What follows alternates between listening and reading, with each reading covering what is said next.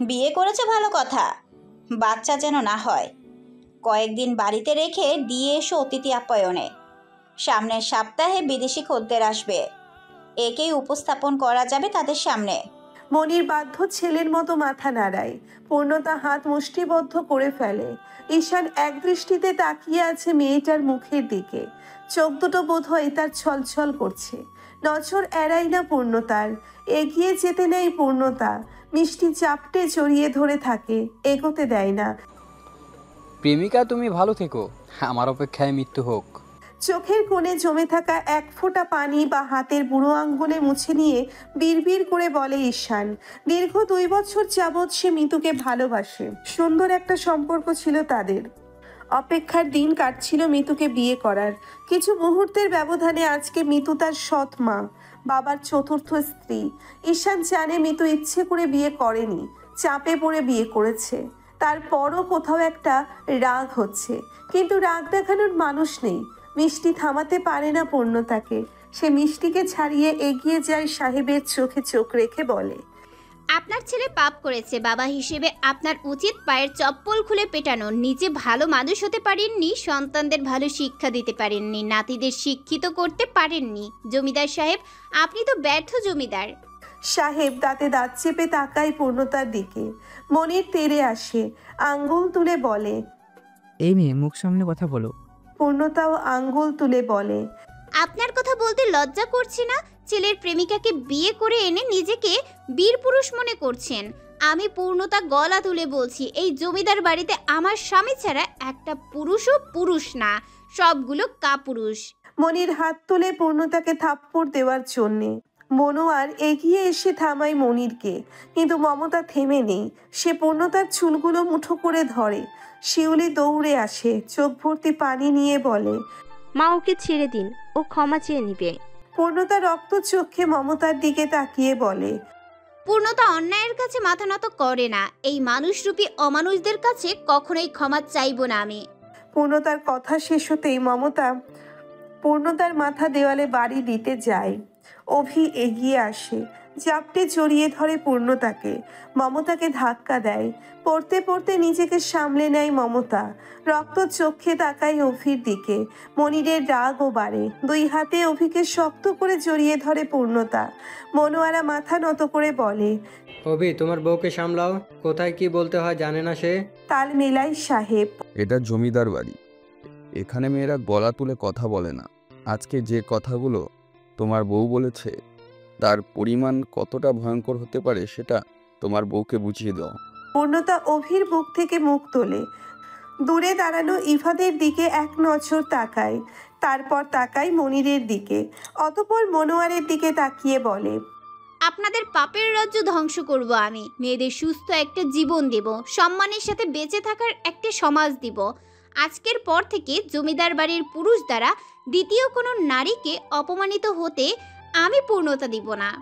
মনির হাত মুষ্টিবদ্ধ করে ফেলে, দাঁতে দাঁত চেপে বলে, কি করবে তুমি? দরকার পড়লে পা ভেঙে পঙ্গু করে রেখে দিব। থমথমে খেয়ে যায় মনির। অভিগম্ভীর গলায় এতক্ষণে বলে ওঠে, আমি এই বাড়ি ছাড়তে চাই, এখানে মানিয়ে নেওয়া সম্ভব নয়। আগামীকাল আমি এবং পূর্ণ চলে যাব। চমকাই সাহেব। মমতাও ভয় পেয়ে যায়। জমিদার বাড়ির মাথা অভি। এলাকায় জমিদার এবং তার ছেলেদের মানুষ সম্মান দেয় না মন থেকে, তবে ভয় পায়। কিন্তু অভিকে সবাই সম্মান করে, ভালোবাসে। অভি বাড়ি ছাড়লে এই সাম্রাজ্য টিকিয়ে রাখা কঠিন হয়ে দাঁড়াবে। সাহেব বলতে চায়, অভি তুমি? কথা শেষ হতে দেয় না অভি। হাত উঁচু করে থামিয়ে দেয় সাহেবকে।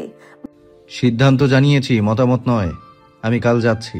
বলেই সে পূর্ণতার হাত ধরে টেনে নিয়ে যায়। মিষ্টি একপাশে দাঁড়িয়ে আছে, মাথা নিচু তার। মিতু তার সাথেই পড়াশোনা করে, সখী তার। ঈশানের সাথে মিতুর সম্পর্ক আছে এটাও জানা। নিজের চাচার উপর ভীষণ রাগ মিষ্টির। সাহেব নিজের রাজকীয় আসনে বসে, মনিরের দিকে তাকিয়ে বলে, অভি, আটকাও, মেয়েটাকে 2 দিনের মধ্যে সরাবে অভির জীবন থেকে। মনির মাথা নাড়ায়। পরপর জমিদারের হুকুম, যে যার কক্ষে যাও, শুধু মিষ্টি আমার কক্ষে এসো। সকলেই চলে যায়। মিতু ঈশানের যাওয়ার পথে তাকিয়ে থাকে। আমি কোথাও যাব না। পূর্ণতা কাট গলায় বলে। অভি নিজের পরনের শার্ট খুলতে খুলতে বলে। যাবে? যাব না আমি। স্বার্থপরের মতো শুধু নিজেদের কথা ভাববো? আমি অপবিত্র জমিদার বাড়ি পবিত্র করতে চাই, সবাইকে নিয়ে রাজত্ব করতে চাই, সুন্দর একটা সংসার সাজাতে চাই, পালিয়ে যেতে চাই না আমি। অভি পূর্ণতার সামনে দাঁড়ায়, হাত রাখে পূর্ণতার গালে। জীবনটা খুব ছোট পূর্ণতা। তুমি সবার কথা ভাবতে গিয়ে জীবন ফুরিয়ে ফেললে আমার সাথে বাঁচবে কবে? কবে আমাদের সংসার হবে? পূর্ণতা অভির হাত সরিয়ে মোড়া নিয়ে আসে এবং তাতে দাঁড়িয়ে অভির মুখোমুখি হয়। অভির দুই গালে হাত রাখে, চুমু খায় কপালে, তারপর চুলের ভাঁজে হাত ঢুকিয়ে বলে, আমার বর বীর পুরুষ, সে পালাবে না, সকলের মোকাবেলা করে সংসার করব। কথা দিলাম আপনাকে, পূর্ণতা কখনো আপনার হাত ছাড়বে না, আপনার সাথে বাঁচবে এবং সুন্দর সংসার গড়ে তুলবে। গোলগাল গম্ভীর মুখখানা আরো একটু গম্ভীর হয়ে ওঠে অভির। দুপা পিছিয়ে গিয়ে বিড়বিড় করে বলে, পাপের রাজ্য ধ্বংস হবে না, ধ্বংস হবে তুমি। বাঁচার একটা পথ দেখালাম, তবুও বুঝলে না। এবার যা হবে তার জন্য প্রস্তুত থাকো প্রিয় পূর্ণতা। জরুরি বৈঠক বসানো হয়েছে। জমিদার বাড়ির সকল পুরুষরা মিলে বসেছে। সকলের মুখভঙ্গিমা গম্ভীর। অভি জমিদারের পাশের আসনে বসেছে। বরাবরই তার জন্য এই আসনখানা বরাদ্দ করে রাখা থাকে। জমিদার বাড়ির পূর্ববর্তী জমিদার হবেন অভিরাজ। এই গোটা শহর জানেন এবং সকলেই খুশি। জমিদারদের রাজত্ব খুব বেশি দিন স্থায়ী হবেন না, তার ইঙ্গিত পেয়ে গেছেন। কেননা পাশের এলাকায় একজন প্রভাবশালী ব্যক্তি আছেন এবং তিনি দাবি করছেন জমিদার হওয়ার যোগ্যতা তারা রাখেন। এটা নিয়ে অনেক কাহিনী হয়েছে। এক পর্যায়ে অভি গ্রামের সকল মানুষদের সম্মতি কঠোর সিদ্ধান্ত নিয়েছে। ভোট করা হবে, দুটো দল বিভক্ত হবেন। ভোটে দাঁড়াবেন অভিরাজ এবং ইফতিয়ার চৌধুরী, পাশের এলাকার প্রভাবশালী ব্যক্তির ছেলে। অভি খুব করেই জানে এই ভোটে জয়লাভ তারই হবে এবং জমিদার সাহেবও এটা জানে। আজকের বৈঠকের মূল আলোচনা ভোট নয়, পূর্ণতা। সাহেব গলা খাকারি দিয়ে বলেন, মায়ের কথা মনে আছে তোমার? ভীষণ সাহসী মহিলা ছিলেন তোমার মা। এখন সে কোথায় গেল? কলিজা মোচড় দিয়ে ওঠে অভির। স্মৃতির পাতায় ভেসে ওঠে মায়ের হাস্য উজ্জ্বল মুখখানা এবং পরপরই ভেসে ওঠে রক্তমাখা দেহখানা, মায়ের আত্মচিৎকার। চোখ বন্ধ করে ফেলে অভি। সাহেব নড়ে চড়ে বসে। তোমার বইয়ের মধ্যে তোমার মায়ের প্রতিচ্ছবি দেখতে পাচ্ছি আমি। তোমার মায়ের মতনই তেজ তোমার বউয়ের। আমরা জমিদার, এই শহরটা আমাদের, এখানে রাজ করব আমরা, এটাই নিয়ম। বোঝাও তোমার বউকে। অভি জবাব দেয় না, মাথা নিচু করে ফেলে। মনোয়ারের দীর্ঘশ্বাস ফেলে বলে, মেয়েটাকে তালাক দাও অভি, তাকে দূরে কোথাও পাঠিয়ে দাও। সারা জীবনের ভরণ পোষণের দায়িত্ব আমরাই নেব। এবারও অভি নিশ্চুপ। মনে মনে ইফাত বেশ খুশি। তালাক হয়ে গেলে পূর্ণতাকে দেখে ছাড়বে সে। অভি বেশ খানিকক্ষণ সময় নিয়ে গম্ভীর গলায় বলে, তোমরা তোমাদের ব্যবসা বন্ধ করো। নারী পাচার চলবে না আমার রাজ্যে। কোনো অসৎ ব্যবসায় আমি মেনে নেব না। সাহেব হাত মুষ্টিবদ্ধ করে, দাঁতে দাঁত চেপে বলে, যেমনটা তুমি বলবে। অভি দাঁড়িয়ে যায়, চলে যাবে তখন মনির বলে, তোর মায়ের কথা চিন্তা কর, তোর বউয়ের পরিণতি যেন আবার তেমন না হয়। বাঁকা হাসি মনিরের ঠোঁটে। অভি আপাত মস্তক দেখে নেয় মনিরকে। মায়ের কথা মনে নেই, তবে পূর্ণতা মরে গেলেও আমার কিচ্ছু এসে যায় না। তাকে চোখে ধরেছে, বিয়ে করেছি, গল্প এখানেই শেষ। অভিরাজ আমি, গোটা শহরের রাজত্ব আমার হাতে। এক নারী কখনোই আমার দুর্বলতা হতে পারে না। পূর্ণতা আমার ভাবনাতে নেই। আমার একমাত্র লক্ষ্য গোটা রাজত্ব হাতের মুঠোয় পুরো এমপি পত্র আয়ত্ত করে নেয়া। বলেই অভি চলে যায়। মনোয়ারের ঠোঁটের কোণে মুচকি হাসি। থমথমে মুখ হয়ে যায় মনির, মামুন সাহেব এবং ইফাদের। তাদের পরিকল্পনা ছিল পূর্ণতাকে হাত অভির থেকে ক্ষমতা দেওয়া। কিন্তু এবার দুপুরের রান্না পূর্ণতাকে করতে বলেছে মমতা। পূর্ণতা চুপচাপ রান্না বসিয়েছে, আগে কখনো রান্না করা হয়নি। রিক্সা চালক বাবা হলেও পূর্ণতাকে কখনো কাজ করতে হয়নি। তবে কাজ পারে না এমনটা নয়, মায়ের থেকে সব কাজ শিখেছে পূর্ণতা। রান্নাঘরে ঘেঁষতে দেওয়া হয়নি শিউলিকে। সকলের জানা শিউলি আশেপাশে থাকলে ঠিক পূর্ণতাকে সাহায্য করবে। মমতা নিজে রান্নাঘরের সামনে দাঁড়িয়ে পাহারা দিয়েছে। দুপুর গড়াতেই পূর্ণতার রান্না শেষ হয়। অভি বেরিয়েছে সকালে, পূর্ণতাকে বলেও যায়নি বেরোনোর সময়। রেশমা পান চিবোতে চিবোতে আসে পূর্ণতার কাছে, সাথে মমতাও আসে। চোখে চোখে দুজন কিছু একটা পরামর্শ করে। মমতা খাবারের ঢাকনা সরাতে সরাতে বলে, তোর স্বামী তো সকালে বেরিয়েছে, এখনো ফেরার নাম নেই। দেখ আবার বিয়ে টিয়ে করে ফেললো নাকি? পূর্ণতা হাসি মুখে তাকায় মমতার দিকে, অতঃপর জবাব দেয়। আমার স্বামী কখনোই দ্বিতীয় বিয়ে করবে না। মুখ বাঁকায় মমতা। যার ভরসায় এত উঠছিস সে তোর হাত ছাড়লো বলে তখন কি করবি? গোটা দুনিয়া আমার বিরুদ্ধে চলে গেলেও আমার স্বামী কখনোই আমার হাত ছাড়বে না। মমতার হাসি মুখখানা চুপসে যায়। রেশমা রেগে বলে, এত তেজ আসে কই থেকে তোর? স্বামীর ভালোবাসা থেকে সরুন এখন, আমাকে যেতে হবে। রান্না শেষ করেছি, গান্ডে পিণ্ডে গিলুন এবার। পূর্ণতা যেতে নেয়, তখনই মমতা আবার বলে ওঠে, সতীনের ঘর যদি তোকে আমি না করিয়েছি তাহলে আমার নামও মমতা না। দাঁড়িয়ে যায় পূর্ণতা, পেছন ফিরে তাকায় মমতার দিকে। এই বুড়ো বয়সে আপনাকে সতীনের ঘর করাবো আমি, সেটাও 2 দিনের মধ্যে। পূর্ণতার লেজে পা দিতে আসবেন না, একদম জ্বালিয়ে পুড়িয়ে দিব। এগিয়ে আসে মমতা, চোখে চোখ রেখে বলে, নদীতে নেমে কুমিরের সাথে যুদ্ধ করার পরিণাম জানিস তো? পূর্ণতা জবাব দেয় না, বাঁকা হেসে বেরিয়ে যায় রান্নাঘর থেকে। মিষ্টির থেকে 2টো বই নিয়েছে পূর্ণতা। বই পড়তে তার ভীষণ ভালো লাগে। দুপুর গড়িয়ে বিকেল নেমেছে, সূর্যটা পশ্চিম আকাশে ঢলে পড়েছে, রোদের তেজ কমেছে। জমিদার বাড়ির ছাদটা বিশাল এবং বিশাল বহুল, বিভিন্ন প্রজাতির ফুল গাছ লাগানো, একটা দোলনাও পাতা আছে সেথায়। পূর্ণতা তার লম্বা চুলগুলো মেলে দিয়ে দোলনায় বসে বই পড়ছে, মনোযোগ তার বইয়ের দিকে। এক মনে পড়ে যাচ্ছে বাংলা বই। তখনই চিৎকারের শব্দ কানে আসে পূর্ণতার, ঠোঁটের কোণে হাসি ফুটে ওঠে। অভি ফিরল নিশ্চয়ই, বরের সাথে খাবে বলে খাবারটাও খায়নি পূর্ণ। বই বন্ধ করে দৌড়ে যায় রেলিংয়ের কাছে। ওকে দিয়ে দেখে সত্যিই অভি কিনা। অভি এসেছে। ঘামে লেপ্টে আছে সাদা শার্টখানা, ফর্সা মুখটা লালচে রং ধারণ করেছে, ভীষণ ক্লান্ত দেখাচ্ছে। ইলেকশনের কাছে বড়ই ব্যস্ত সে। পূর্ণতা দৌড় দেয় বই হাতে নিয়েই, এক দৌড়ে চলে যায় বাড়ির বাইরে। অভি সবেই সদর দরজায় পা রাখছিল, পূর্ণতার সামনে গিয়ে দাঁড়ায়, আঁচল তুলে ঘামে ভেজা মুখখানা মুছিয়ে দিতে নেয়। তখন অভি গম্ভীর গলায় বলে ওঠে, এখানে কেন তুমি? পূর্ণতা একগাল হেসে বলে, আপনাকে দেখে আসলাম। আমি তো রুমেই যাব, তাই না? এখানে আসার প্রয়োজন ছিল না। পূর্ণতার হাসি মুখটা চুপসে যায়। আশেপাশে আরো অনেক মানুষ ছিল। জমিদার বাড়ির বউ তুমি, মাথায় ঘোমটা ছাড়া আর কখনো যেন তোমায় না দেখি। এখানে তোমার লম্বা চুল দেখে আকর্ষিত হওয়ার মতো কেউ নেই। পূর্ণতা মাথা নিচু করে সরে যায় অভির সামনে থেকে, আখি পল্লবে জমেছে অশ্রুকণা। অভির পাশ থেকে একজন মধ্যবয়স্ক ভদ্রলোক জিজ্ঞেস করে, কে ও? অভি জবাব দেয়, আমার ভাইয়ের স্ত্রী। অতিরিক্ত রক্তপাতে ভয়াবহ অবস্থা মিতুর, অবচেতন অবস্থায় পড়ে আছে সে। ঘটনাটা সকাল হতে কেউ জানে না। মনির 7 সকালে পেরিয়েছে, কেউ খোঁজ পর্যন্ত নেয়নি মিতুর, অবশ্য নেওয়ার কথাও না। মনিরের অন্য স্ত্রী রিমা সে বাবার বাড়ি চলে গেছে, স্বামীকে অন্য কারো পাশে সে মানতে পারছিল না।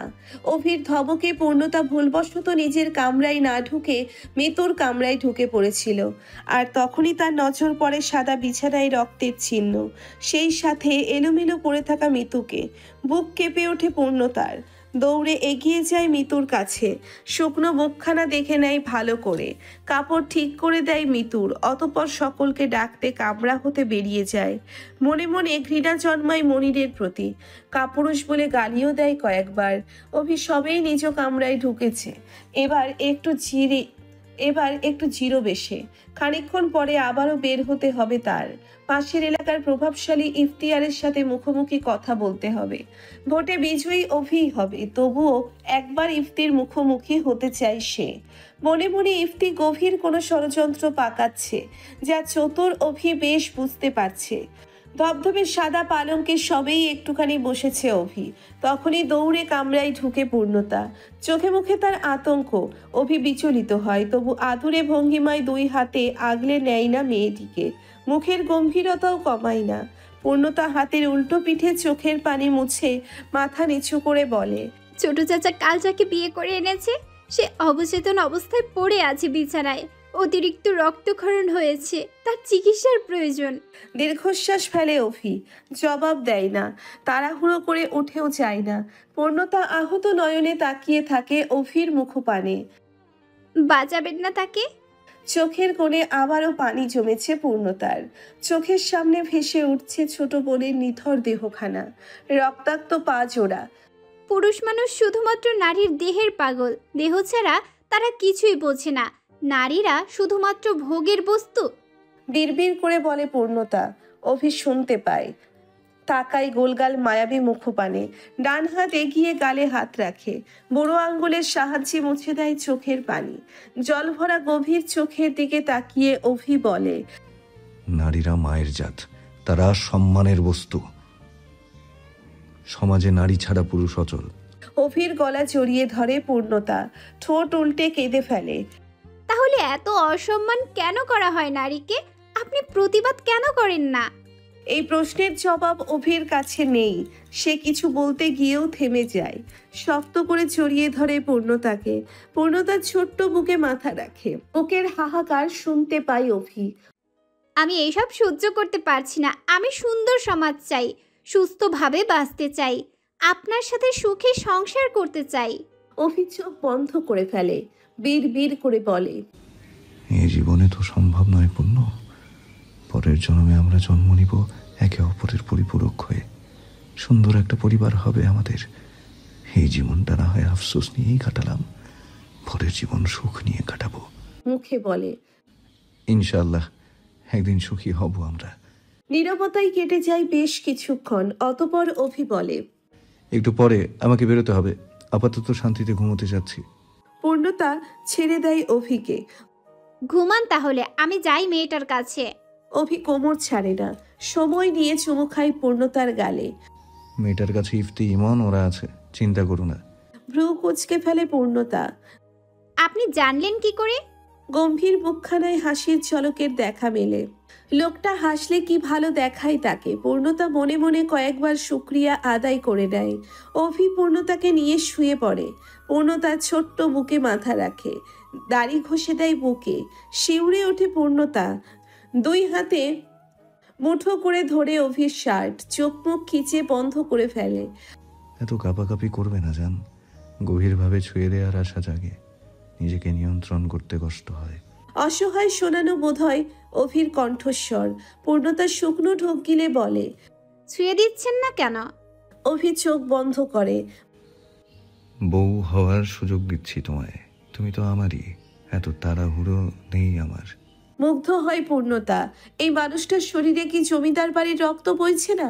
পূর্ণতার পেছনেই ছিল ইফতি। সে শুনে নিয়েছিল পূর্ণতার কথা, তখনই বেরিয়ে পড়েছিল ডাক্তারের খোঁজে। পূর্ণতার চোখের পানি সহ্য হয় না ইফতির।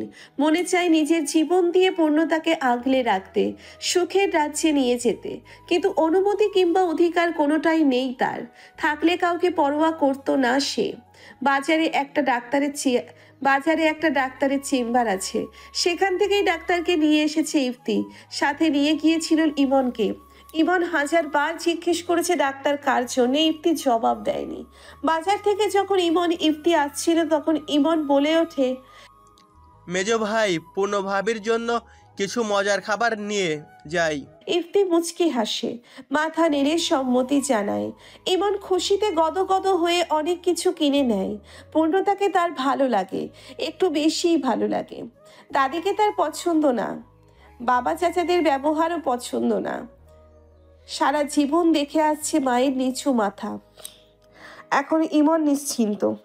পূর্ণতা সকলের স্বভাব বদলে দিবে, বাপের রাজ্যে সুখ এনে দিবে। ডাক্তার মিতুকে দেখছে। পাশে দাঁড়িয়ে আছে ইফতি, ইমন এবং ঈশান। ঈশানের চোখের কোণে পানি জমেছে। বাবাকে খুন করতে ইচ্ছে করছে। ভেতর থেকে ছি শব্দটা বেরিয়ে আসলো। মিষ্টি মিতুর পাশে বসে আছে, তার চোখের কোণে পানি। পূর্ণতাই শুধু এখানে নেই। ইফতি বারবার দরজার দিকে তাকাচ্ছে। পূর্ণতা আসবে কি?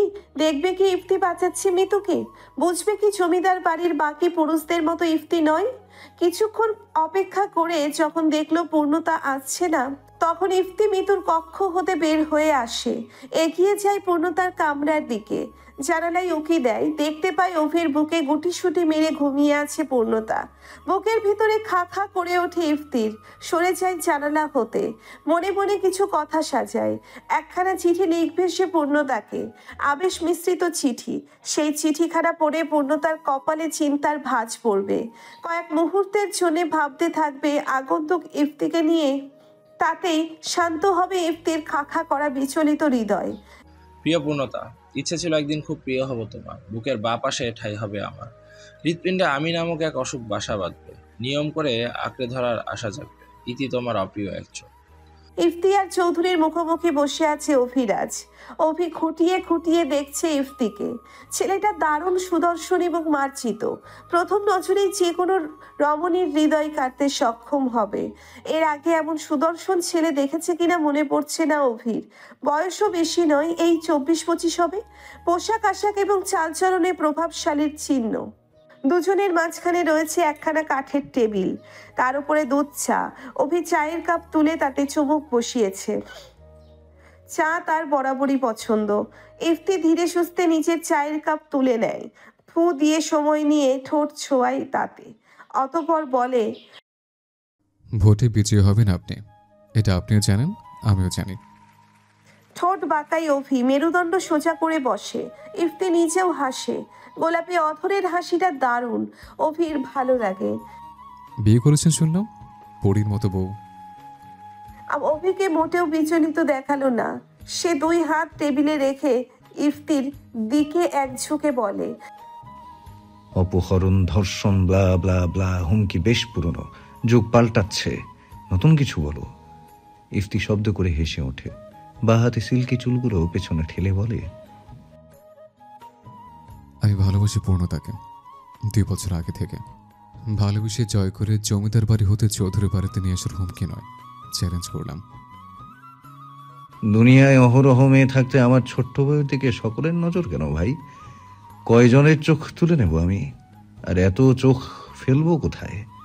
পূর্ণতা আজকে অনেক খুশি। ঠোঁটের কোণা থেকে তার হাসি সরছেই না, ক্ষণে ক্ষণে খিলখিলিয়ে হেসে উঠছে। মমতা বেজায় বিরক্ত, সাথে একটু চিন্তিতও।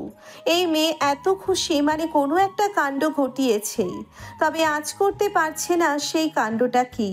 শিউলিরও খুব ভালো লাগছে পূর্ণতাকে হাসতে দেখে। কি সুন্দর হাসি মেয়েটার। মনে মনে বেশ কয়েকবার মাশাল্লাহ মাশাল্লাহ বলে ওঠে। রেশমা পান চিবুচ্ছে। তার কোনো কিছুতেই যাই আসে না, 3 বেলা পেট পুড়ে খাবার আর পান পেতে পারলেই সে খুশি। বছরখানিক আগে তার স্বামী মামুন বিয়ে করে এনেছিল, তখনও স্বাভাবিক ছিল রেশমা। তার এক কথা, আমাকে একটু থাকার জায়গা দিলেই হবে। তবে সন্তানকে নিয়ে তিনি বেশ আশাবাদী। সে চায় তার ছেলে জমিদার বাড়িতে রাজত্ব করুক, আর তিনি এটা জানেও একদিন রাজত্ব তার ছেলের হাতেই আসবে। তাই আর মাথা ঘামায় না। জমিদার বাড়ির 2 গিন্নি রান্না করছে। পূর্ণতা হাতে হাতে এগিয়ে দিচ্ছে, আর মমতা মোড়া পেতে বসে হুকুম জারি করছে।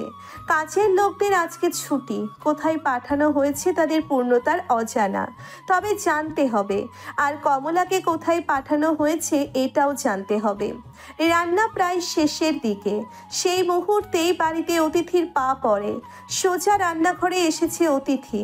পূর্ণতা ভ্রুকুচকে তাকিয়ে থাকে। যুবতী মেয়ে, জামা কাপড়ের হাল বেহাল। এরকম জামা পূর্ণতা আগে কখনো কাউকে পরতে দেখেনি, তবে দেখতে বেশ লম্বা ফর্সা। শরীরের বেশিরভাগ জায়গা দেখা যাচ্ছে। জিভ দিয়ে ঠোঁট ভিজিয়ে নেয় পূর্ণতা। মেয়েটি বলে উঠল, নানু, আই এম কামিং। মমতা এক গাল হাসে, দাঁড়িয়ে জড়িয়ে ধরে মেয়েটিকে। আমার মন আসছে। শুরু হয় দুজনের আলাপ আলোচনা। পূর্ণতা বুঝে নেয় এটা হচ্ছে জমিদারের নাতনি। মেয়ের মেয়ে। অবাক হয় পূর্ণতা। চোখের সামনে দুটো মামি বসে আছে, অথচ তাদের সাথে কথা বলল না। মনা তখন বলে উঠল, অভি কোথায়? মমতা আর চোখে তাকাই একবার পূর্ণতার দিকে, অতপর বলে, অভির রুমেই আছে। যা তুই, সকাল থেকে ছেলেটা তোর কথা জিজ্ঞেস করতেছিল।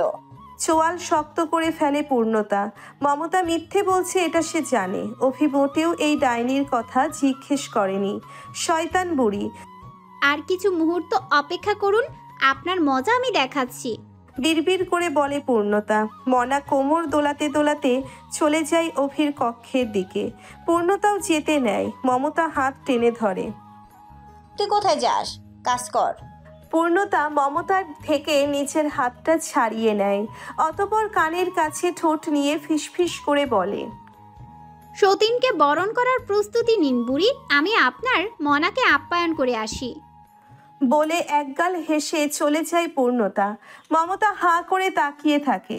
বুঝতে কয়েক মিনিট সময় লেগে যায়। সতীন দ্রুত ছোটে নিজের কক্ষের দিকে। জমিদার কি ঘরেই আছে? চিন্তিত অভি, ভীষণ চিন্তিত সে। এই সমাজে টিকে থাকতে হলে নিজের দুর্বলতা আড়ালে রাখতে হবে। ভেতরে ভেতরে মরে গেলেও বাইরে শক্ত থাকতে হবে। মানুষ বড্ড স্বার্থপর, তারা সবসময় দুর্বল জায়গায় আঘাত করে। কপালে হাত ঠেকিয়ে চোখ দুটো বন্ধ করে অভি। সারা রাত অনেক পরিশ্রম করেছে, এবার একটু ঘুম দরকার। হঠাৎ অভির মনে হয় কেউ একজন তাকে দেখছে, ধীরে ধীরে তার দিকে এগিয়ে আসছে। ঘ্রাণ শুকেই অভি বুঝতে পারে এটা পূর্ণতা নয়। ধপ করে চোখ খোলে, উঠে বসে লাফিয়ে। মনা হাসে। জামার গলাটা নিচের দিকে টেনে আবেদনীয় ভঙ্গিতে বসে অভির পাশে। অভির উদাম বুকে হাত গলিয়ে জিজ্ঞেস করে, কেমন আছো অভি? অভি এক পলক তাকাই, অতপর জবাব দেয়, ভাবছি তোমায় অতিথিশালায় রেখে আসবো। খদ্দেরের চাহিদা বেশ মেটাতে পারবে, অভিজ্ঞ চাহিদাও বেশি। থমথমে মুখে হাত সরিয়ে নেয় মনা। অভি ঠোঁট বাঁকায়। তুমি পুরোপুরি উলঙ্গ হয়ে আমার সামনে নাচানাচি করলেও তোমার প্রতি ইন্টারেস্ট জাগবে না আমার। অভিরাজ কখনোই পচা জিনিসে নজর দেয় না। দাঁড়িয়ে যায় মনা, রাগে তার শরীর চলছে। এত কিসের অহংকার তোমার? চিনো তুমি আমায়? আমাকে একটু টাচ করার জন্য কত মানুষ পাগল। খানিকটা চিল্লিয়ে বলে মনা। অভি দীর্ঘশ্বাস ফেলে। নজর পড়ে পর্দার আড়ালে লুকিয়ে থাকা পূর্ণতার দিকে। হাসি পায় অভির।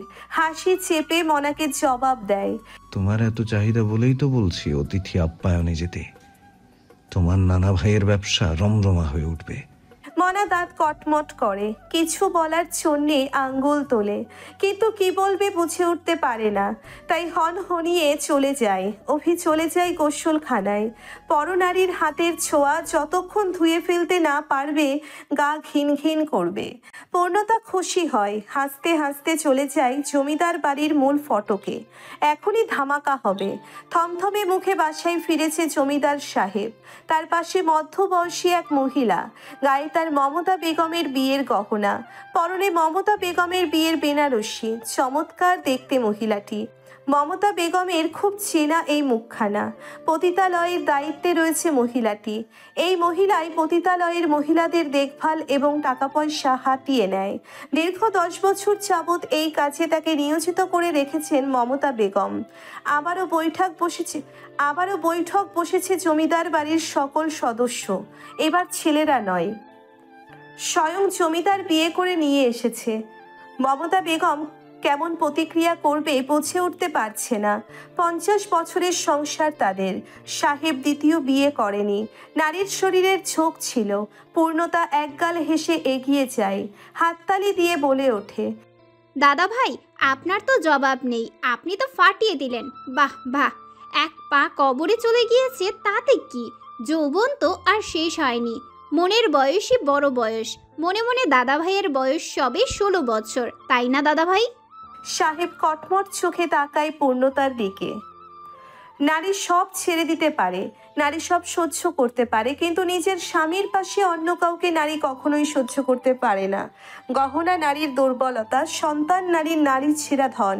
একটা পর্যায়ে নারী গহনা, সন্তান এসবও ছেড়ে দেয়, কিন্তু মৃত্যুর আগ পর্যন্ত স্বামীর সঙ্গ ছাড়তে চায় না। তেজি মহিলা মমতা, জমিদারের বউ, এককালে জমিদার কন্যা ছিলেন তিনি। তার কথার বাইরে কখনোই কেউ যেতে পারে না। তার বাবা এবং স্বামীও কখনো তার কথা অমান্য করেনি। সন্তানদের গড়েছে নিজের মনের মতো করে।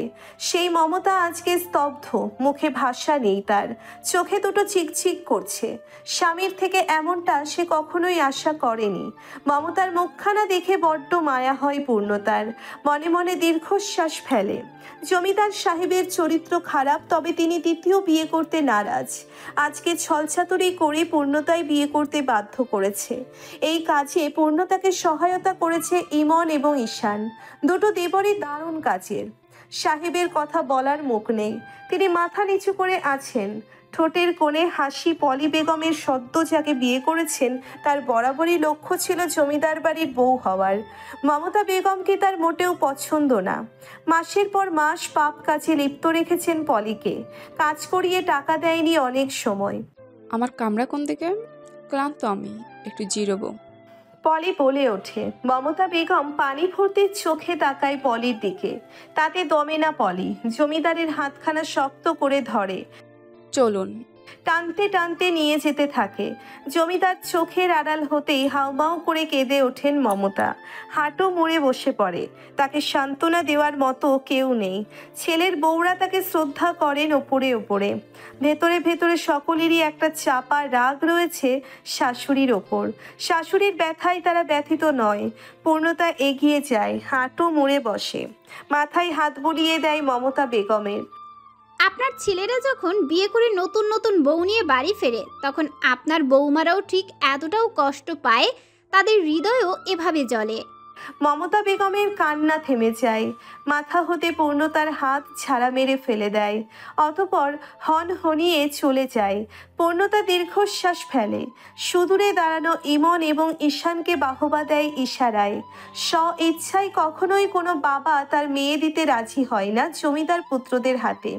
দীর্ঘদিন যাবৎ মমতা বেগমের নির্দেশনায় জমিদার পুত্ররা বিয়ে করার প্রস্তাব নিয়ে বাবাদের কাছে যায়, কিছু টাকা হাতে ধরিয়ে দিয়ে বিয়ে করে নিয়ে আসে এবং সেই সব মেয়েদের বিক্রি করে দেয় বিদেশিদের কাছে। মূলত এই ব্যবসায়ের জোরেই জমিদাররা প্রভাবশালী তকমা লাভ করেছেন। ইলেকশন গতকাল, বিপক্ষের দল গোটা এলাকায় মোটা অঙ্কের টাকা বিলিয়েছে, ভোট কিনেছে সকল সাধারণ গরিব জনগণের কাছ থেকে। খবরটা অভির অজানা নয়, তবুও সে চুপ করে আছে। চুপ থাকার কারণও আছে অবশ্য, তবে সেই কারণটা আপাতত সে কাউকেই বুঝতে দিচ্ছে না।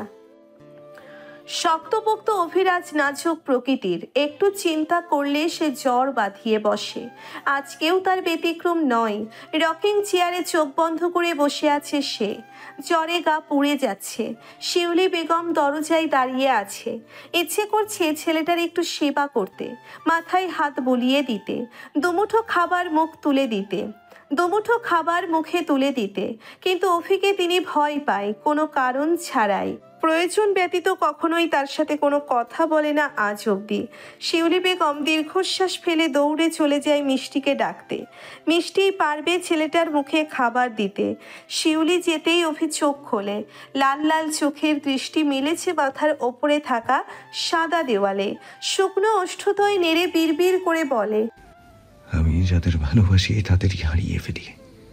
আপনাকে হারাতে চাই না মা, আপনাকে বাঁচতে হবে আমার মিষ্টি এবং পূর্ণতার জন্য। মিষ্টি আর পূর্ণতা বই পড়ছিল। সমবয়সী হওয়ার দরুন দুজনেই বইগুলো একই ক্লাসে অধ্যয়নরত তারা, তাই সময় সুযোগ বুঝে দুজনেই বই খাতা খুলে বসে। এই সমাজের দৃষ্টিভঙ্গি বদলাতে সব থেকে গুরুত্বপূর্ণ হচ্ছে পড়ালেখা। সেটাই করছে পূর্ণ। অনেক পড়াশোনা করতে চায়। শিউলি বেগম হতভম্ব হয়ে ঢুকে পড়ে মিষ্টির কামরায়। মাথার ঘোমটা নাড়িয়ে হাঁপাতে হাঁপাতে বলে, অভি ভীষণ জ্বর, তোমরা ওর কাছে যাও। কলিজা কেঁপে ওঠে পূর্ণতার। মানুষটার জ্বর? সারাদিন পূর্ণতার সাথে দেখা সাক্ষাৎ হয়নি পূর্ণতার। বই বন্ধ করে দ্রুত উঠে দাঁড়ায় পূর্ণতা, মাথার ঘোমটা ঠিক করে দৌড়ে যায়। মিষ্টি পেছন পেছন যেতে নিয়ে থেমে যায়, হেসে বলে, ভাবি একটা চুমু দিলেই জ্বর সারিয়ে দিবে। হেসে ওঠে শিউলি, 2 হাতে জড়িয়ে ধরে মিষ্টিকে। ফাজিল। পূর্ণতার চোখের কোণে ছিকছিক করছে পানি, ঠোঁট কামড়ে কান্না আটকানোর প্রয়াস চালাচ্ছে। অভি অবচেতন হয়ে পড়ে আছে ধপধপে সাদা বিছানায়, চোখ দুটি বন্ধ, নিঃশ্বাস পড়ছে ঘন ঘন, শরীর উত্তাপ বেড়েই চলেছে। শার্টের বোতামগুলো খোলা হওয়ার ফলে উন্মুক্ত বুকের লোভনীয় পশমগুলো বেরিয়ে আছে। শ্যামলা মুখখানা লালচে রং ধারণ করেছে, ওষ্ঠদ্বয় শুকিয়ে চামড়া উঠে যাচ্ছে। এমন বিধ্বস্ত অভিকে পূর্ণতা আগে কখনো দেখেনি। ছোট নরম হাতখানা গলিয়ে দেয় অভির চুলে, আস্তে আস্তে মাথা টিপে দিতে থাকে, অন্য হাত দিয়ে কাঁথা টেনে বুক ঢেকে দেয়, অতঃপর মাথা নিচু করে চুমু এঁকে দেয় ললাটে। সাথে সাথে চোখ খোলে অভি, টকটকে লাল চোখের সাদা অংশ। পূর্ণতা ভয় পায় খানিকটা, চোখে কিছু হয়েছে নাকি? তোমার ছোঁয়ায় বিষ মেশানো আছে, আমাকে ছুঁয়ে দিও না বলেই পূর্ণতার হাত সরিয়ে দেয় মাথা থেকে। পূর্ণতা অবাক হয়ে তাকিয়ে থাকে অভির দিকে, চোখে মুখে তার আতঙ্ক। কি বলছে এসব? ভালোই তো ছিলাম আমি, পিছু টান ছিল না। কেন মায়ায় জড়ালে আমায়? মায়া কাটাতে পারছি না। স্পষ্ট শুনতে পাই না অভির বলা লাইনগুলো, তবে বুঝে যায় কিছু একটা হয়েছে অভির। কিন্তু কি? ভোট চলছে, বিশ্বস্ত কিছু মানুষ পাহারা দিচ্ছে ভোট কেন্দ্র। অভির শরীর আগের থেকে কিছুটা ভালো, আসন পেতে বসেছে খাবার খেতে। তার পাশে বসেছে জমিদার সাহেব, চোখে মুখে তার চিন্তার ছাপ। মমতা বেগম নিজ কক্ষে দরজা দিয়ে বসে আছে, তাকে মানাতে কেউ যায়নি, জমিদার সাহেবও না। আজকে খাবার বেড়ে দিচ্ছে পলি, পলির ব্যাপারে অভি কিছু জানে না। সাহেব আশা করেছিল কিছু জিজ্ঞেস করবে অভি, বলাই বাহুল্য অভিকে ভয় পায় জমিদার। ইফাতকে আজকে দেখা যাচ্ছে খাবার খেতে। পূর্ণতা সুদূরে দাঁড়িয়ে আছে, দৃষ্টি তার অভিতে নিবদ্ধ। গতকাল রাত থেকে অভির ব্যবহারের পরিবর্তন এসেছে বেশ। অভি এড়িয়ে চলছে পূর্ণতাকে, এটা নিয়ে চিন্তিত নয় পূর্ণতা। প্রাণপ্রিয় স্বামীকে বেশ চেনে সে, কোথাও একটা আটকে আছে তার স্বামী। দিন শেষে এই পূর্ণতার নিকটে ফিরবে বেশ জানে অভি। মনোয়ার মামুন এবং মনির 3 ভাই কোনো দিকে নজর দিচ্ছে না, তারা খাওয়াতে বড়ই ব্যস্ত। ইমন এবং ঈশান খেতে বসেনি, ঈশানের দৃষ্টি নিতুর পানে। মেয়েটা মাথায় ঘোমটা টেনে রান্নাঘরে খাবার বেড়ে দিচ্ছে। আজকে ভোট গোনার পরেই মেয়েটাকে পাঠানো হবে অতিথিশালায়, সেখানে দরদাম চলবে, অতঃপর চলে যাবে মালিকের সাথে। আর কখনোই মিতুকে দেখা হবে না। তাচ্ছিল্য হাসি ঈশানের ঠোঁটের কোণে। ইফতিকে 2 দিন দেখা যাচ্ছে না, সে কোথায় আছে কেউ জানে না। খেতে খেতে অভি বলে, মিষ্টি এবং পূর্ণতাকে স্কুলে নিয়ে যাওয়ার দায়িত্ব আপনাকেই দিলাম জমিদারের বড় পুত্র। আশা করি নিজের মেয়ে এবং পুত্রবধূকে সসম্মানে স্কুলে দিয়ে এবং নিয়ে আসতে পারবেন। মুখে সবেই ভাত পুড়েছে মনোয়ারও। ছেলের কথা শুনে চিবোতে ভুলে গিয়েছে, বড় বড় চোখ করে তাকিয়ে আছে। এমনিতেই আপনার কোনো কাজ নেই, সারাদিন ঘুরে ফিরে বেড়ান, তাই কাজটা আপনাকেই দিলাম। এর জন্য বেতন দেয়া হবে আপনাকে। অপমানিত হয় মনোয়ার, লজ্জায় মাথা নিচু করে ফেলে। সাহেব শক্ত গলায় বলে, অভি নিজের সীমার মধ্যে থাকো। দাদা ভাই, হালাল কোনো কাজই ছোট নয়, অসম্মানিত নয়। 2 মেয়েকে স্কুলে দিয়ে আসা এবং নিয়ে আসা একটা সৎ কাজ। সাহেব ফের কিছু বলার সাহস করে না, বলেন পলি বেগম, আমি শুনেছিলাম মিষ্টির বিয়ে ঠিক করা হয়েছে, তাহলে আবার স্কুল যাবে কেন? অভি ওই মহিলার দিকে তাকাই না। আপনাকে কৈফিয়ত দিতে বাধ্য নই আমি। তখন মমতা পেছন থেকে বলে ওঠে, বউকে স্কুলে দিলে আরেকটা বেড়ার লগে ভাইকা যাইব, মিলিয়ে নিস আমার কথা। মমতাকে কেউ ডাকছে না বলে সে নিজেই বেরিয়ে এসেছে। তার বোঝা হয়ে গেছে কেউ এগোবে না তার দিকে। পূর্ণতা এতক্ষণ চুপচাপ থাকলেও এবার আর চুপ থাকতে পারে না, চঞ্চল পায়ে এগিয়ে আসে এবং বলে, ভাগতে তো পারি, এই জমিদার সাহেবের নাতি বউ বলে কথা, চরিত্র তো তার মতো হওয়ার সম্ভাবনা থেকেই যায়। সাহেব পূর্ণতাকে দেখে। মেয়েটার তেজ এবং সাহস দেখে মাঝে মধ্যে তিনি রাগ করতে ভুলে যায়। বুকের পাটা আছে মেয়েটার। এই মেয়েটার মধ্যে তিনি অভির মা অনামিকার প্রতিচ্ছবি দেখতে পায় এবং মনে মনে আফসোস করে। এই সুন্দর ফুটফুটে মেয়েটিরও নির্মম মৃত্যু হবে। ফুলের মতন শরীরটা কাঁটায় পরিণত হবে, কেঁদে উঠবে গোটা শহর। মমতা বেগম আজকে আর তেড়ে এসে পূর্ণতাকে কিছু বলে না, বরং শান্ত হয়ে যায়। মাথার ঘোমটা টেনে স্বামীর পাশে বসে পড়ে। তরকারি দিতে যায় থালায়।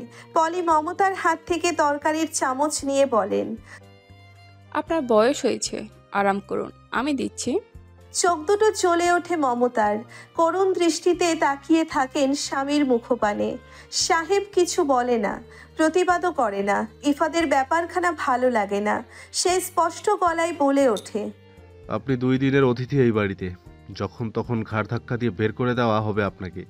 তো আমার দাদিজানের কাজে বা হাত দিতে আসবেন না।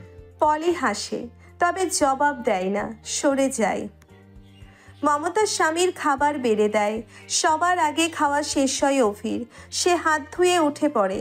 মামুন বলে, ভোট কেন্দ্রে যাবি না? জয়ের ধ্বনি আমার বাড়ির দরজায় এসে দাঁড়ালো বলে আমি কেন এগিয়ে যাব? বলেই অভি চলে যায়। হতাশ হয় 3 চাচা এবং দাদা। ইফাত নিজের রাগ নিয়ন্ত্রণ করতে না পেরে বলে ওঠে, নিজেকে কি ভাবে ও? জয়ের ধ্বনি শুনবে? পরাজয় নিশ্চিত ওর। ইফতিয়ার চৌধুরী মোটা টাকা বেরিয়েছে গোটা এলাকায়। ইফাদের কথাখানা কারোরই ভালো লাগে না। অভির পরাজয় কেউ চায় না, তবে অভিকে এতটা আত্মবিশ্বাসীও কেউ দেখতে চায় না। পূর্ণতা চোয়াল শক্ত করে ফেলে। ঘৃণা ভরা দৃষ্টিতে তাকায় ইফাদের মুখপানে। ইমন বলে, মেজ ভাই, তুমি বাজে কথা বলিও না। ইফাত যেন তেতে উঠল। সে ভাতের থালা ঠেলে দাঁড়িয়ে পড়ে। গর্জিয়ে উঠে বলে, আমার মুখে মুখে কথা বলার সাহস একদম করবি না, বলে দিলাম। ইমন মাথা নিচু করে ফেলে। পূর্ণতা দুপা এগোয়, চোখ রাখে ইফাদের চোখে এবং বলে, সেই মোটা টাকার মোটা একটা অংশ আপনার পকেটে ঢুকেছে, সেটা জেনে গিয়েছি আমি। হকচকিয়ে যায় ইফাদ, সাথে চমকায় সকলেই। দৃষ্টি সবার পূর্ণতার দিকে। রেশমা বেগম হাই হাই করে এগিয়ে আসে পূর্ণতার দিকে। ছেলের দিকে আঙ্গুল সে উঠতে দিতে নারাজ। ঝাঝালো গলায় আঙ্গুল তুলে বলে, যত বড় মুখ নয় তত বড় কথা। আমাদের ছেলেকে নিয়ে এরকম বাজে কথা বলবে না, তোমার মুখ একদম ভেঙে দেব। পূর্ণতা রেশমার আঙ্গুল নামিয়ে দেয়। 50,000 টাকা নিয়েছে আপনার ছেলে, সেখান থেকে 5,000 আপনাকে দিয়েছে আর 5,000 মেজো চাচাকে। বাকি 40,000 তার আলমারির দ্বিতীয় তাকের ড্রয়ারে লাল রুমালের ভেতর আছে। ভয়ে সেটিয়ে যায় ইফাত। রেশমা শুকনো ঢোক গিলে মাথা লইয়ে ফেলে। মামুন আর ভাত মুখে দিতে পারে না। গলা দিয়ে ভাত নামা দায়ী হয়ে পড়েছে। সাহেব গম্ভীর গলায় বলে, কি বলছো তুমি? ঠিক বলছি একদম। এই লেনদেন হয়েছে 3 দিন আগে গধূলি বিকেলে পদ্মা নদীর পাড়ে। প্রতিটা ভোট কেন্দ্রে 2 জন করে মানুষ হায়ার করে রেখেছেন আপনার মেজো নাতি। ভোট চুরি করার জন্য লোক রাখা হয়েছে। কপালে বিন্দু বিন্দু ঘাম জমেছে ইফাদের। সে পালানোর রাস্তা খুঁজছে। গলা শুকিয়ে পানির অভাব অনুভব করছে ইতিমধ্যেই। সাহেব ভাতের থালা ফেলে দেয়।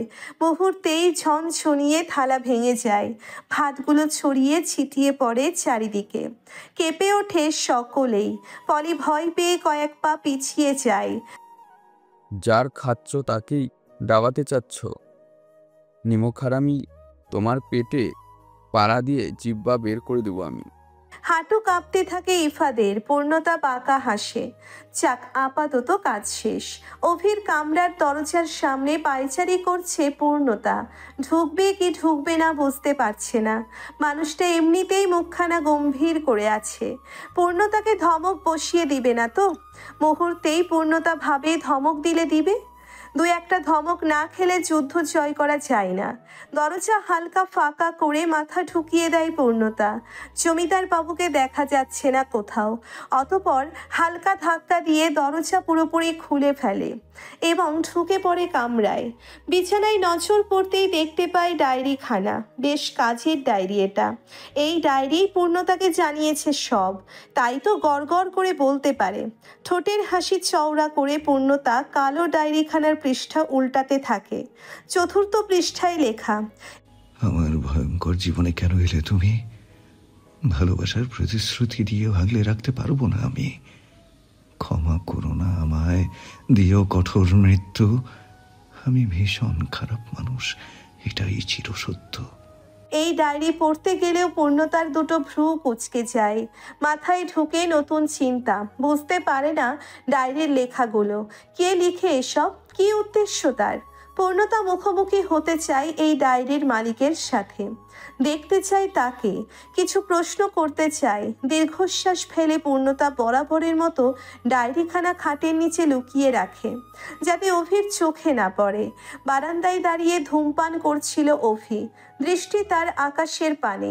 কালো গোলাপ বাগানের প্রতিটি গাছে ফুল ফুটেছে আজ। আকাশ পরিষ্কার, দুপুরের রোদের তেজ আজকে প্রখর। অভির চোখ মুখ যেন ঝলসে যাচ্ছে। পূর্ণতার অভির পাশে এসে দাঁড়ায়, নাক এবং ঠোঁটের ফাঁক দিয়ে ধোঁয়া বের হতে দেখে চোখ মুখ কুঁচকে ফেলে। রেগে কেন আছেন? আমি কি করেছি? অভি আসমান থেকে দৃষ্টি সরিয়ে পূর্ণতার মুখ পানে তাকায়। সময় নিয়ে দেখতে থাকে গোলগাল মুখখানা। বাপাসের নাকে জলজল করছে অভির নামে পড়া নাক ফুলটি, যা পূর্ণতার সৌন্দর্য আরও বাড়িয়ে দিয়েছে। পূর্ণতা মাথা নিচু করে ফেলে। লোকটা তার দিকে তাকালে কারণ ছাড়াই লজ্জা লাগে তার। তাকিয়ে থাকা দায় হয়ে পড়ে, কাচুমাচু হয়ে যায়। অভি ফোঁস করে শ্বাস টানে, নজর ফিরিয়ে নিয়ে বলে, মিষ্টির রুমে যাও, আজকে থেকে তুমি ওই রুমেই থাকবে, মিষ্টির সাথে ঘুমাবে। চমকায় পূর্ণতা আতঙ্কিত গলায় বলে, কেন? আমি কি করেছি? অভি নিজের ডান হাতখানা এগিয়ে পূর্ণতার গালে রাখে। আলতো হাতে কিছুক্ষণ গালে হাত বুলিয়ে অতঃপর শক্ত করে চেপে ধরে। বুড়ো আঙ্গুল ডান গালে এবং বাকি 4 আঙ্গুল বাম গালে। পূর্ণতা ব্যথা পায়, চোখে পানি চলে আসে। ভেজা চোখে তাকাই অভির দিকে। অভির দৃষ্টি কঠিন, সে দাঁতে দাঁত চেপে জবাব দেয়, মুখে মুখে একদম তর্ক করবে না, যা বলবো সেটাই করবে, কোনো প্রশ্ন করা চলবে না। পূর্ণতা মাথা নাড়ায়।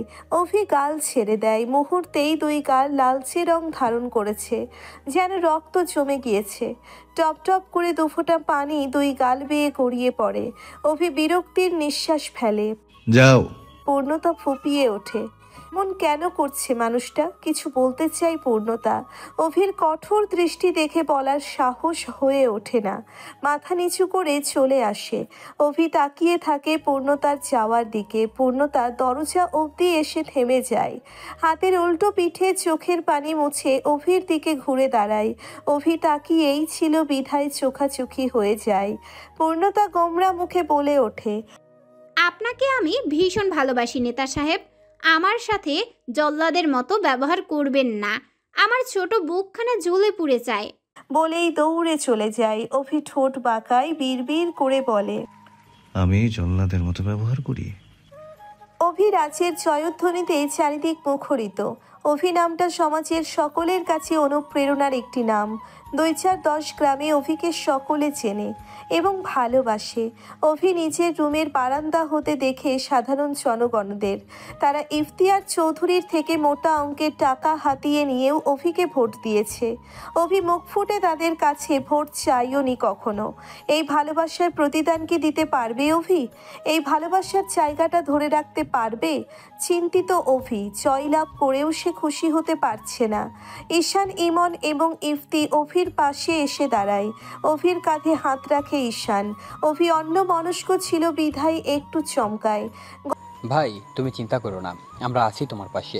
গম্ভীর দৃষ্টিতে ঈশানের দিকে তাকাই অভি, তারপর তাকাই ইফতির দিকে। ইফতি মাথা নিচু করে, আমতা আমতা করে বলে, আমি তোমাকে খুব ভালোবাসি ভাই।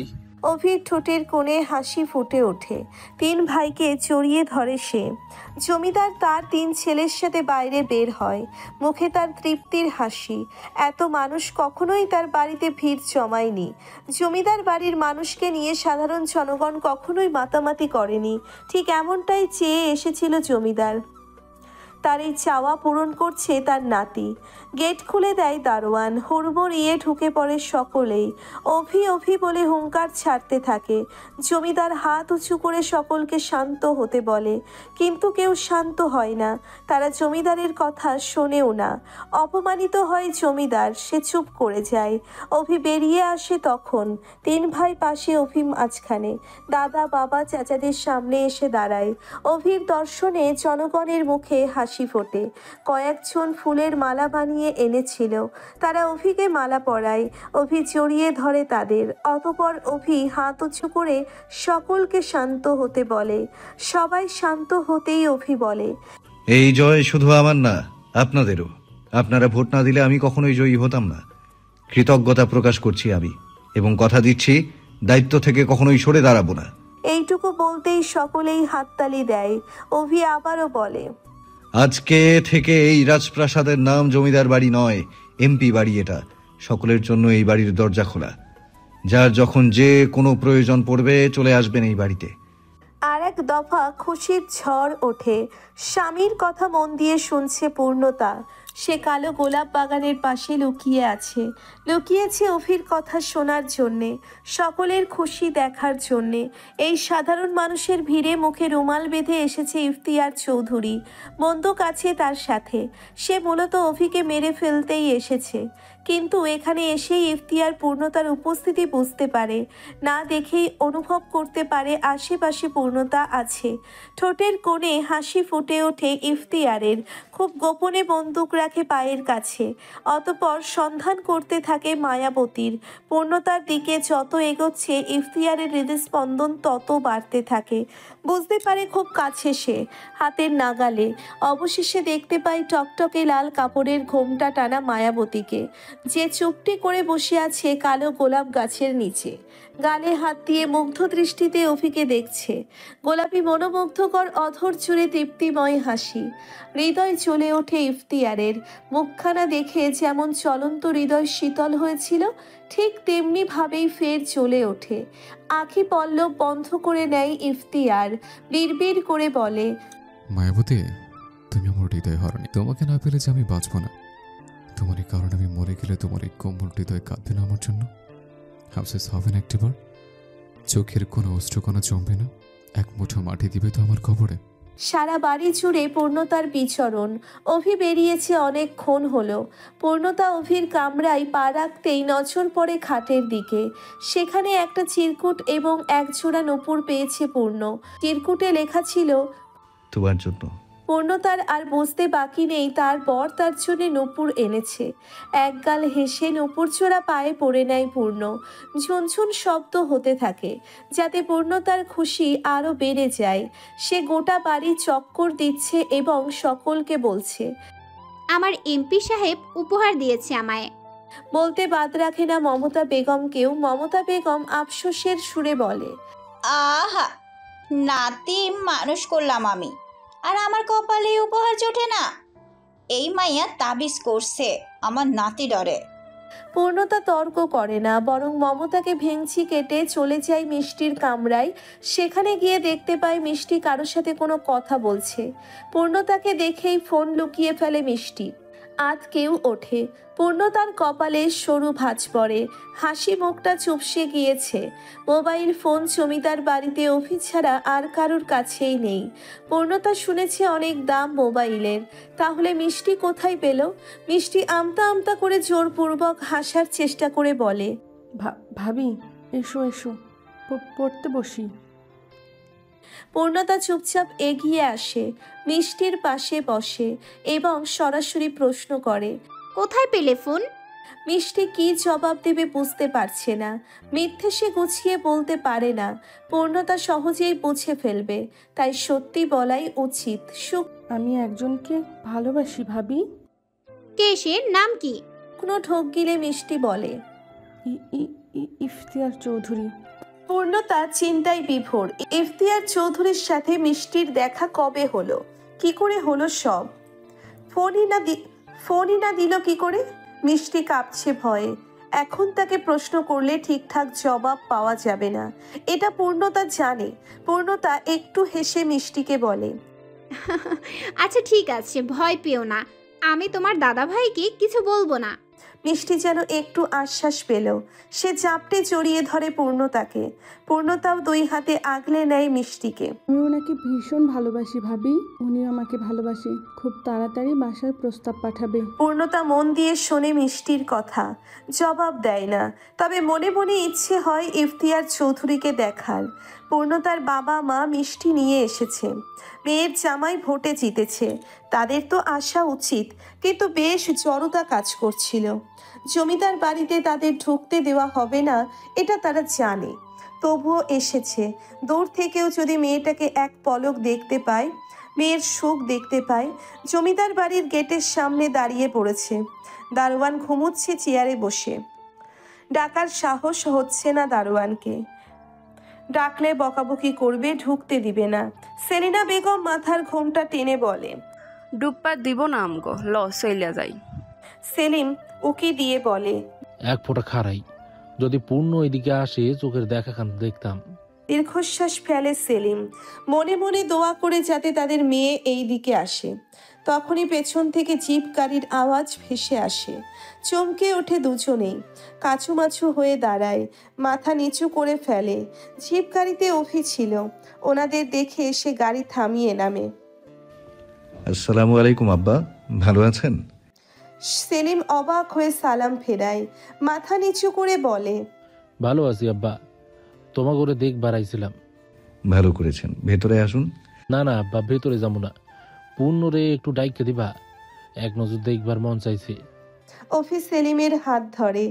আব্বা, এটা আপনার মেয়েরও বাড়ি, আপনার যখন মন চাইবে আসবেন, পূর্ণতাকে দেখবেন। চলুন তো আম্মা, আসুন। অভি সেলিমের হাত থেকে মিষ্টির প্যাকেট নেয়, দারোয়ানকে ডেকে গেট খুলতে বলে। দারোয়ান গেট খুলে দিতেই ওনাদের নিয়ে ভেতরে যায়। লজ্জা করছে সেলিনার, ছেঁড়া রংচটা শাড়ি তার, কত বড় বাড়ির বউ তার মেয়ে। বাবা মাকে দেখে নিশ্চয়ই লজ্জায় পড়বে। অভি সোফায় বসায় সেলিম ও সেলিনাকে, তারপর ডাকে পূর্ণতাকে।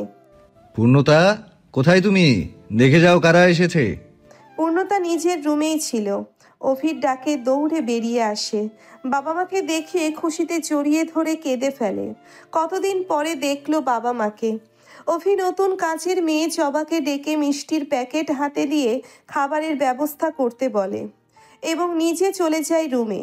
মমতা বেগম দূরে দাঁড়িয়ে দেখছে সব, কিছু বলতেও পারছে না, সহ্যও করতে পারছে না।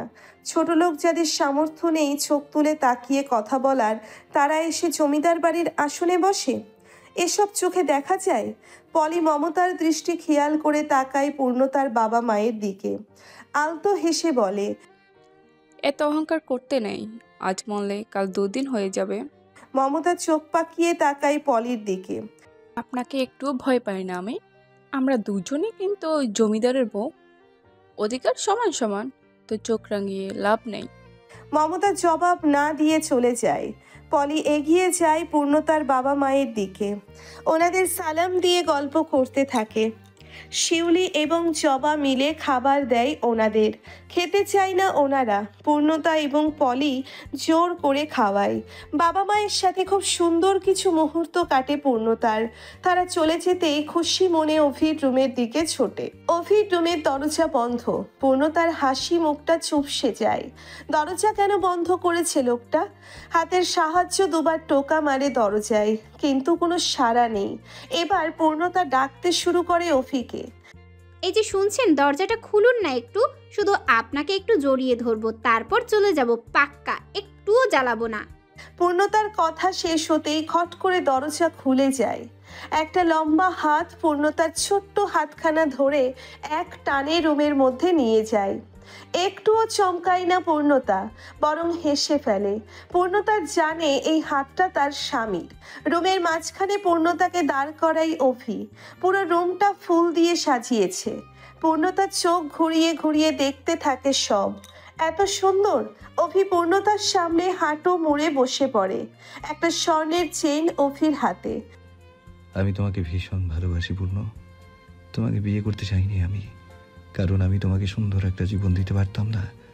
আমাদের পরিবার সাংঘাতিক, এখানে হয় না এমন কোনো পাপ কাজ নেই। এই পাপ থেকে তোমায় দূরে রাখতে চেয়েছিলাম আমি, কিন্তু পারলাম না। পূর্ণতা অভির হাতের ওপর হাত রাখে, কপালে কপাল ঠেকায়। আমিও ভালোবাসি আপনাকে। অভি দুই হাতে শক্ত করে জড়িয়ে ধরে পূর্ণতাকে। যদি কখনো জানতে পারো আমি ছিলাম পৃথিবীর সব থেকে বড় পাপী, সেদিন আমাকে খুন করে নিজেও মরে যেও, তবু অন্য কারো হইও না। অভি ছাড়া পূর্ণতা আর কারোর না। ইহকাল পরকাল সবখানেই থাকবে অভির পূর্ণতা। ইফতিয়ার চৌধুরীর বিশ্বস্ত বডিগার্ড মামুন বিগত 8 বছর হবে ইফতিয়ারের সাথে আছে। ইফতিয়ার তার মনের যাবতীয় কথা মামুনকে বলে, মনের ভাব প্রকাশ করে। আজকে ইফতিয়ারের মনটা একটু বেশিই খারাপ। মনের কোণে ক্ষণে ক্ষণে ফুটে উঠছে পূর্ণতার তৃপ্তিময় মুখখানা। কতটা তৃপ্তি নিয়ে সে দেখে অভিকে, যেন অভিরাজের মুখে রয়েছে সুখের ঠিকানা। এতটা মুগ্ধ কেন হলো পূর্ণতা? ও জমিদার বাড়ির পুরুষ মানেই দূষিত পুরুষ, তারা নারী লোভী। সমাজের অসহায় নারীদের তারা বিক্রি করে মোটা অঙ্কের টাকা নিয়ে থাকেন এবং সেই টাকা দিয়েই এতটা দাপট দেখায়। সেই দূষিত পুরুষদের মধ্যে একজনকে পবিত্র পূর্ণতা কেন মনে নিল? সেই দূষিত পুরুষদের মধ্যে একজনকে পবিত্র পূর্ণতা কেন মন দিল? কেন ভালোবাসলো? ভাগ্যই বা ওদের কেন মেলালো? ইফতিয়ার চৌধুরী পূর্ণতার যোগ্য প্রেমিক পুরুষ। সে শুদ্ধ। এক পূর্ণ ছাড়া আর কোনো নারী তাকে আকর্ষিত করতে পারেনি, কোনো নারীকে ছুঁয়ে দেখেনি। পবিত্র পূর্ণতার কোনো পবিত্র ইফতিয়ারকেই প্রয়োজন ছিল। তাহলে ভাগ্য এমনটা কেন করলো? অস্থির হয়ে উঠেছে ইফতিয়ার। মিষ্টির থেকে জেনেছে মিষ্টি আজকে একা ঘুমোবে, তার মানে পূর্ণতা অভির সাথে। মানতে বড্ড অসুবিধে হচ্ছে ইফতিয়ারের। মামুন ইফতিয়ারের বিচলতা বুঝতে পারে। সে কাঁধে হাত রাখে এবং নরম গলায় বলে, অবিরাজের থেকেও তোমার ক্ষমতা বেশি। তুমি চাইলেই পারো পূর্ণতা নিজের কাছে নিয়ে আসতে। আগুন লাগিয়ে দেওয়ার ক্ষমতা রাখো জমিদার বাড়িতে, তাহলে কেন হাত গুটিয়ে বসে আছো? ইফতিয়ার তাচ্ছিল্য হাসে। পূর্ণতার জন্য আমি গোটা দুনিয়ার সাথে যুদ্ধ করতে পারবো, জিততেও পারবো, কিন্তু ও যাকে চায়, ও যাকে ভালোবাসে, যার জন্য ওর চোখে মায়া দেখে, তার সাথে কি করে যুদ্ধ করব? চুপ করে যায় মামুন। পূর্ণতাকে সে সারাক্ষণ চোখে চোখে রাখে, আর তার থেকেও বেশি চোখে চোখে রাখে ইফতিয়ারকে। মিষ্টি ভালো মেয়ে, এত পেজ বোঝে না, তাহলে তুমি কেন ওকে ব্যবহার করছো? ইফতিয়ার নিজের চোয়ালে হাত বুলায়। ফর্সা গালের কুচকুচে কালো দাড়িতে তাকে বেশ মানায়। সে যে কোনো নারীর হৃদয়ে আঘাত করার মতো সৌন্দর্য রয়েছে ইফতিয়ারের। তাকে পছন্দ করে না, তার সঙ্গ পেতে চায় না এমন নারী খুব কমই রয়েছে। ইফতিয়ার চেয়ার ছেড়ে উঠে দাঁড়ায়, ড্রেসিং টেবিলের সামনে গিয়ে দাঁড়ায়, দৃষ্টি রাখে আয়নায় নিজের অবয়বে।